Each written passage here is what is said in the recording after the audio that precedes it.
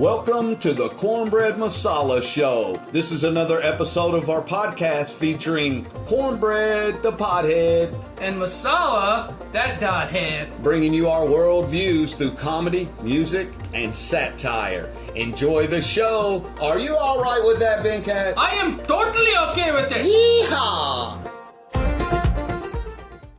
Hello, everyone, and welcome to our podcast, the Cornbread Masala Show, episode 4. Brought to you by 859 Daily Grind LLC and the dynamic duo of comedy, Cornbread Masala. I like the way you said that, man. That sounds good.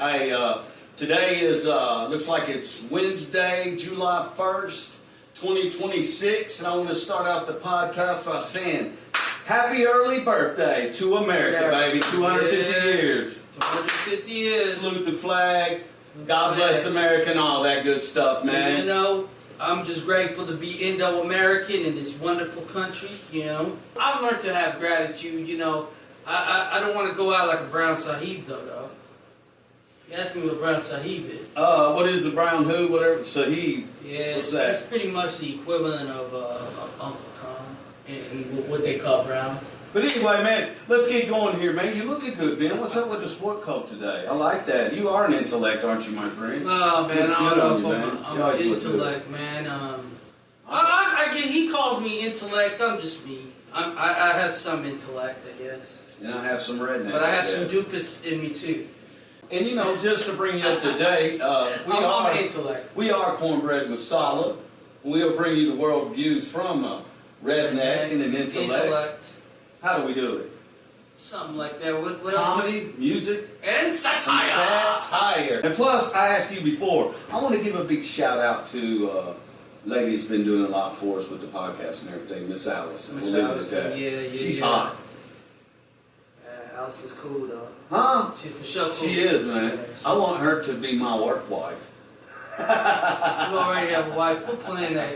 I'm just kidding, man. Shout out to the beautiful Miss Allison and the cranky old Mr. Venkat Sudarshan. I'm cranky and old. He's not cranky or old. As sports fans, man, and I always find this interesting, but what do you do, man? What do we do exactly once the NCAA tournament's over, the NFL's played the Super Bowl, and we're kind of baseball's kind of getting going, and we're waiting on fall. I mean, no, this is when people like me come in. So like years ago, I had started this blog. It was called The Other Sport, and so I just sit there and I talk about different sports that were coming up when none of these sports are going on. So like, let's say you had lacrosse going on, or you can't even call soccer one of those games anymore because soccer's so mainstream now. But back then it probably was. Let's talk about the World Cup. The World Cup's going on. Yeah, that's right. The World Cup is being played right now. You can't sleep on the World Cup, man. No. Do you know what's weird about the World Cup, man? I ask a lot of people in the States, like, I've tried to find a way to make it a joke, but I still haven't been able to catapult to that. But everybody's like, USA is my team. I said, what's your team outside of the U.S.?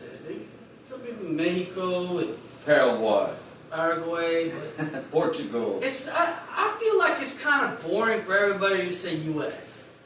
It's like, I feel like, man, you got to add the flavor in the game, man. You know, I just want to hear people say anything but the States. You know what I'm saying? Sometimes. But it's cool, though. Like, this is where you're at, and this is where you're... You know, I don't know what my man. I like a lot of teams. Soccer it's a long game, kind of drawn out, but you get enthralled with it. You know, if you get watching one of those games, or you actually got a team you're rooting for, or whatever, because it's super interesting. It's like watching ice hockey. It takes a little bit of time if you're not used to understand the dynamic of it, but they're exciting games. I think soccer is a super exciting game, but the nature of it is kind of drawn out. You know, it kind of gets long, but the defense, and that's what makes it great, you know, because those guys will play those long games and it'll be like 2-1 or 1-0 or whatever. Yeah, there have been some games that are 1-1, and they had like a round robin system too. World Cup's pretty intriguing. I love watching it. My nephew's a phenomenal soccer player. He's about to be 10. Oh, is he playing? Yeah, Organized? Yeah, he's playing organized. He's a heck of a goalie. And awesome. one time I was playing with him, and I thought he was just playing. He's like, this is gonna be my hard shot. And he just went in. I said, whoa, he's about that life. So I don't know, man. He's got big dreams. Shout out Preston. Shout out all my nephews and nieces. And shout out to everybody's Maxwell. family coming up on Independence Day here in Kentucky, south of the Mason-Dixon line. Vin, he's a little few or far in between, but I'll say this about Vin. He lives in the whitest neighborhood I've ever seen, if that means it. You gotta tell a story about when you came over to the subdivision. Yeah, I had to go to Vin's house unexpectedly. I left my wallet in his glove box. And, I show up in the neighborhood. Man, I didn't know if I was in the neighborhood or an episode of the Beverly Hillbillies, man. You ever watched the Beverly Hillbillies? Yeah, I have. That's what your house reminded me of, man. I walked up there. Look, man, I have felt white privilege. Okay. I have seen white privilege. First time I ever smelled and tasted white. I stood, oh man, I walked up that drive, I sat. I was just doing my, and then the garage door cracks, man. It's coming up. Toyota Camrys as far as the eye can see, man. And then there he was, Venkat comes out of the garage. Hand to God, this is the truth I ever told him. Had on a pair of boxers, they was backwards. Had on a pair of sandals with a sock stuck to the Velcro on one of them, a wrinkled up t-shirt, wiping the sleep out of his eyes, and all he could get out of his mouth was, how did you get in here? Whitest neighborhood. Man, Vin told me he was white. I didn't believe him until I went and saw his house. You couldn't be nothing but white who lived in that house. I don't know. They must have checked your credentials. What did Papa put on that application for that mortgage? I'm paying cash. I shall live in the white neighborhood and be very happy. Watch what I do here, children. They want to give a mortgage to brown people? Don't need mortgage. I pay cash for a house right now. We move in. Yes, I love that about them.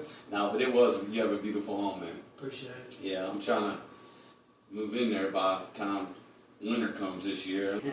I mean, she didn't say you that. Woke her up, dog, too. Hey, they got a beautiful home, man. Yeah. Big house. And I don't know what it is.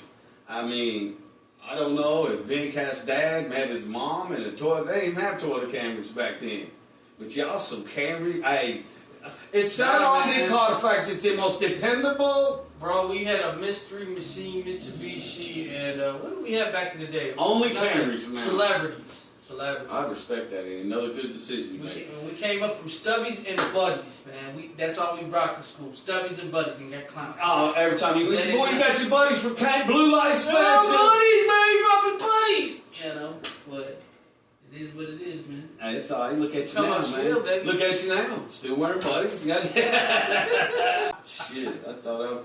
You know what, though, man? You've done a good job, though, since your recovery, and you've done a good job of networking. And the only really thing that I could question about your decision-making process is getting in the comedy duo with me. Nah, man. Where'd you go with that? You know, if I don't really believe in regrets, but if I had one regret, he hates it when I get on these long-winded academic. Ask you, man, what he thought about, what were we talking about? It was a very simple subject. But no, go ahead. If it's going to be your dissertation, I want to hear it.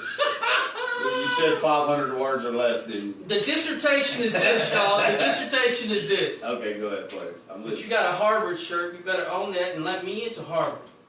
Are you admissions in that? That's Harvard, Kentucky, player. That's where I worked at the feed store. Come on, now. No, hey. The dissertation is this. Oh, shit. I thought I had you there. To transition from inferred biases to opening your mind up to relationships and friendships with whoever without these biases that come into your head. So all I want you to do is tomorrow, rather than saying, I'm going to cancel whoever you say, I don't want to hang out with anybody that voted for Trump. Oh, I don't want to hang out with anybody that's a left-wing, liberal, radical. You know what I'm saying? I want you to hang out with that person. That is my challenge for the world. To hang out with somebody that's completely opposite. I guarantee you at the end of the day, you're going to find out something common with them. Brown privilege and white trash. One's broke and one has cash. I completely disapprove of this message.